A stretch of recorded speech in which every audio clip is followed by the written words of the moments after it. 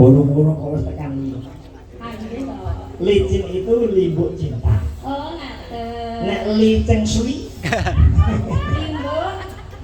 Napa niku? Liceng suwi. Taline kenceng tur suwi. Allah, mosok tali. Ya Allah. Kudu tali niku. Mosok tali. Apa? Nek mbut muwa. Mbut muwa. Apa? Rambut. Rambut. Apa niku? Rambutmu dawa. Apa? Dawa nggon ngendi rambut ya warna-warna. Awet rambut itu menurut grammar tata bahasa itu adalah makna umum. Oh, ngaten. Iya, nek rambut sing toko teng alis jenenge napa?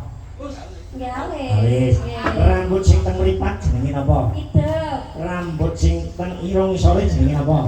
Brengos. Sing teng ngisor lambe, Janggut. sing teng dada, Simbar. sing teng ngisor udel. Rambut mambu. Kok mambu lho. Mambu.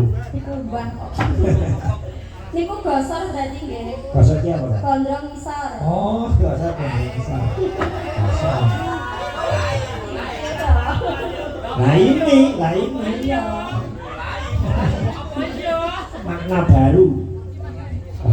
Nggih. Daerah tetepangan ingkang pinangka pusaka asma sinten? Nggih, derek tepan nami kula Niken Asia. Sanes niken Salindri? Sanes. Kula mboten Niken Salindri. Asia. Niken sak driji. Oh, sak driji. Dikira niken Salindri tiwas penontonnya luar biasa. Ora. Niken Salindri teng mriku 20 juta dhewe dalam pirang 20 yuta. Kangge oke kula pinten iki? Sampai Derek genah kula. rasane iso tak wae dalang wae lah.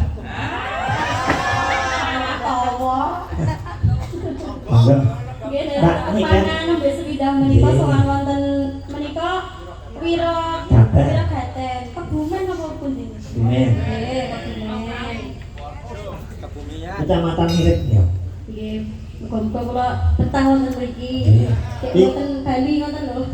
Ini nggih derek Mas Yusuf nggih, Dik Yusuf. Nggih, wonten mriki pokoke. Wiramarta. Wiramarta. Nggih, Pak Lurah, Pak Lurah Wiramarta.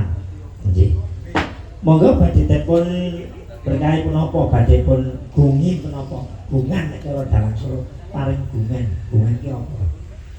Wonten dawuh menapa menika? Monggo kula nyuwun bawa. Nggih, Bawa pelok barang. telok barang.